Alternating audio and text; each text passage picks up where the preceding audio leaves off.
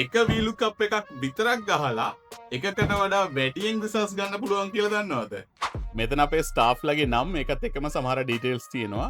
ඒකෙන් ප්‍රියා කියන ස්ටාෆ්ගේ ඩිස්ට්‍රික් එකයි සේල් වැලියු එක මෙතන ගන්න ඕන. මං ඊක්වල්ලයක් ගහලා වීලුකප් කියන ෆංක්ෂන් එක දාගන්න. කලින් ලුකප් වැලියු එක දෙන්න ඕන. ඒ කියන්නේ අපි මොනවද හොයන්නේ කියලා. අපි ප්‍රියාව හොයන්නේ. කමා එකක් දාගමු. ප්‍රියා කොහෙද වාඩි වෙලා ඉන්නේ ඒ ටේබල් එක දෙන්න ඕනේ. මම ටේබල් එක සිලෙක්ට් කරගන්නම්.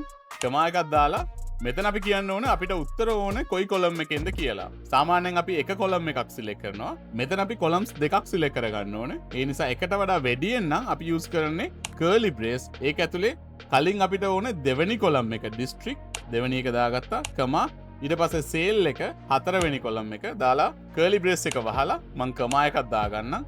දැන් අපිට එක්සෑක්ට් මෙච් ඕන හින්දා මං 0 එකක් දාලා බ්‍රැකට් එක වහලා එන්ටර් කරන්න. දැන් අපේ ප්‍රියාගේ ඩිස්ට්‍රික්ට් එක එයාගේ සේල් දෙකම ඇවිල්ලා තියෙනවා.